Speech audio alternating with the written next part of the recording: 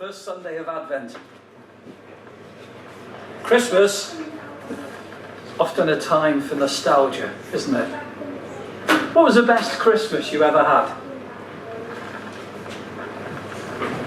Anyone think of the best Christmas? When were Christmases the best? When I woke up early as a child and I went downstairs and I saw a bicycle with a big teddy bear on top of it. I couldn't believe it. I went back up to sleep. So you went downstairs, you saw this bicycle with a teddy on it, and then you went back to bed and went back to sleep. Yeah. How controlled are you? Excellent. What Still got the discipline. teddy as well. Still got the teddy. The bike's a bit bigger now. Yeah. Is the bike a bit bigger now? Time of nostalgia. Does anyone have family traditions that they had as children that they've carried on with their own families? We weren't allowed to open our presents till after we'd had dinner. Do you hear that? Yeah. No And we do presents that till still. after dinner. Yeah. And that's something that Controlled. came as a bit of a shock when I married Ellen. It's just like, you got to wait till you've had your dinner. Yeah. And then you've got to wash up. Yeah, you have to wash up. And then before the it's just like, We used to, when the kids were older, as teenagers, we used to be able to let them open each present, one present on Christmas Eve. one present on Christmas Eve. You see, yeah. Now, I mean, something I appreciated when Ellen and I got together, after the shock of not being able to open presents till after dinner, was it extends the day somehow, because sometimes, you know, it's like, you do all this mad presents and then you have this dinner and then it's like, that was it. And so somehow it extends the day a little bit. But there's lots of nostalgia goes on with Christmas. If you think about the Christmas traditions, you know, these Dickensian Christmas scenes come around, you know, and there's this sort of this warm nostalgia to all those Victorian days when, you know, carol singers would go around in a snowy London with their lanterns, their candlelit lanterns on poles, you know, and everybody would be merry and bright, and all viewed through mullioned windows. You know what mullioned windows are?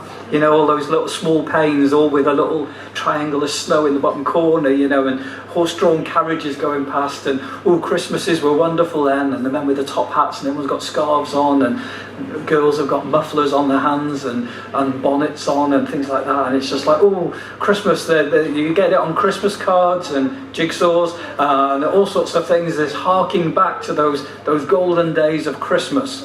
I actually saw in a shop the other week a DVD about Charles Dickens called The Man Who Invented Christmas, as if Christmas has only been around for the last 150 years or whatever it is, 200 years, you know, that before that nobody knew about Christmas, but because he wrote A Christmas Carol, it's brought in so much to our Christmas tradition, as if those days were the great days of Christmas.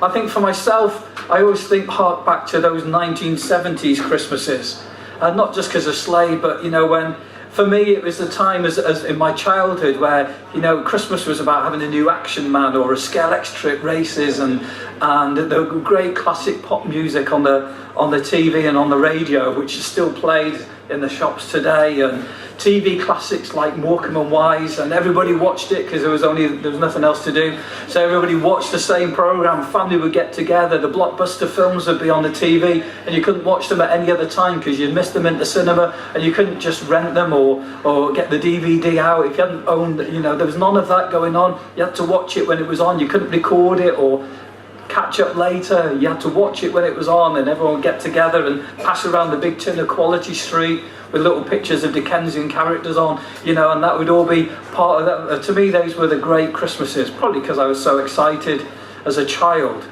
But the reality is that, like, for those 19th century people, for most people in those snowy Londons, Christmas was a bitter, cold and hard time, when there wasn't food, when there was hunger and no way to keep warm.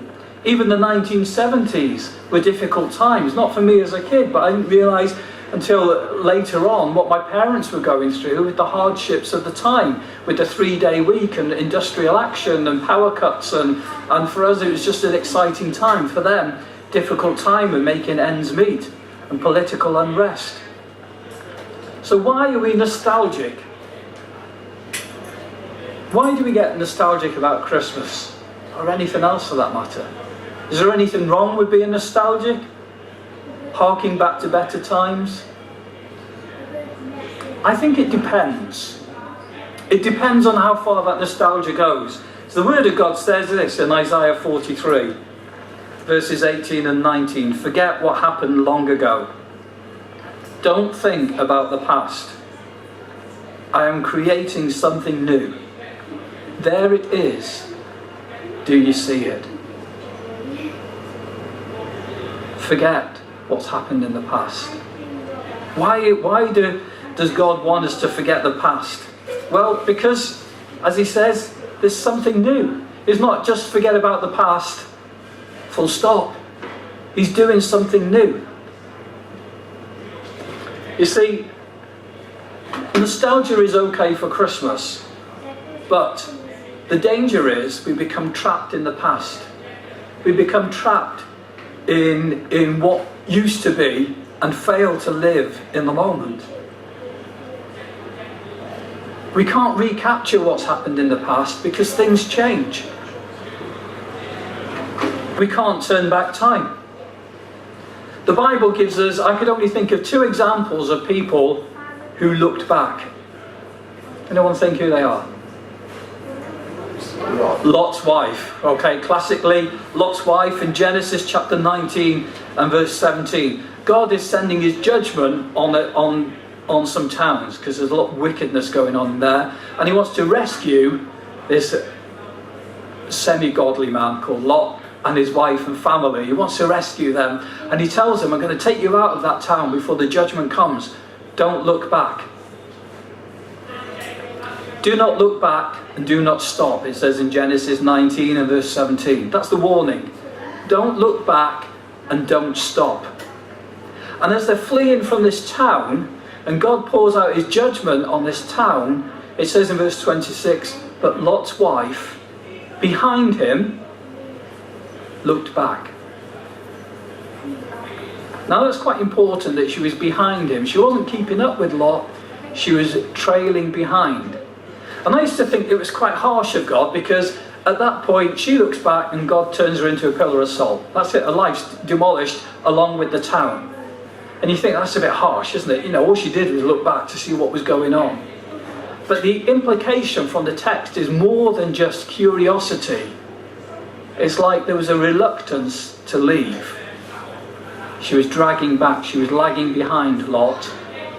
And that looking back was a harking back to, if only we could go back. It wasn't so bad, was it? Why can't we be there? And it's that brings her destruction. This idea that we need to go back. The other example I thought of was the Israelites as they're crossing the wilderness. In the book of Exodus, they're going through the wilderness. God is leading them through the wilderness to the promised land. And they complain. They complain about everything, basically. They have a really good grumble about anything that's going on. They're in the middle of this wilderness. God is providing them with everything they need. They've got manna from heaven. This heavenly food appears miraculously every morning for them. They've got more than enough to eat. They don't need to do any hard work. God is meeting their needs. When they need water, he provides water. He provides meat for them when they need meat. And he keeps them going, he sustains them, but the people aren't happy. And they start to reminisce about the good old days. Do you remember the good old days when we used to live in Egypt? Do you remember that slavery? You remember when we were slaves in Egypt? How great it was. You know, how wonderful times. The good old days of being back in Egypt when we were slaves. Not rejoicing in the freedom that God had given them from the slavery. Not rejoicing in God's provision every day. Harking back to the good old days of hardship and slavery. A lack of freedom. And it says the thing that they missed was onions. Do you remember when we could eat onions? Oh, the onions in Egypt. You can't beat a good Egyptian onion, can you? As if that was the wonderful thing to go back to. And there's this filter that goes on with nostalgia where we forget the hardships like the 3-day week and the poor income and all those things in the 1970s. And we focus on those good things, the onions that we could enjoy. What a diet of onions we had. Now the problem is that kind of thinking can creep into the church as well. And I can be as guilty of it as anybody else. Where we start to remember the good old days. Remember the good old days of the church? Oh, when we used to sing those hymns. You know, when we used to all gather around together with a weak cup of tea and a soggy biscuit at the end of the service. And you know, and when the Sunday school used to have 70 children in it, and all these things, you know, those good old days when we used to do things a certain way, and everybody would be there, and the shops were shut, and everybody would go to church, and those days have gone. We could try to recreate them. We could ask Bethany to water down the drinks. We could pre-soak all the biscuits. We could, you know, we could find we could download pipe organ tunes and sing along to them, the old hymns. And is that what we're supposed to be doing? There's nothing wrong with those days. But if we're going to be culturally relevant, we've got to be culturally relevant. I'm not going to say that again because I'm struggling with it. But we've got to stay up to date with the times. God says we need to embrace the new things that He is doing.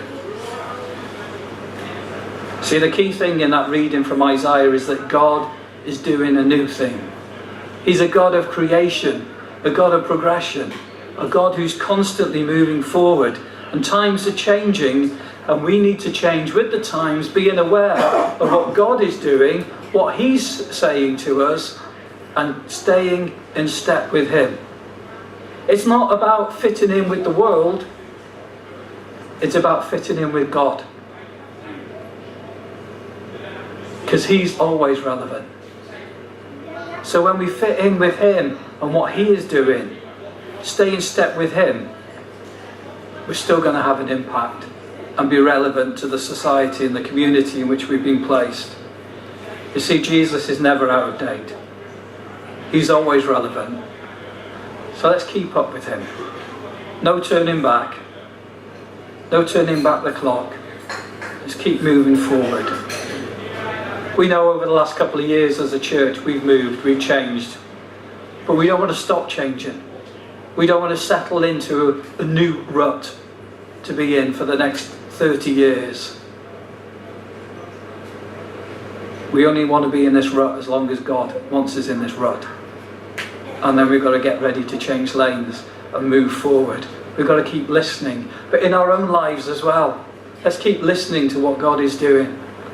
Let's stay up to date and in contact with Him, because that's the only way we can glorify Him.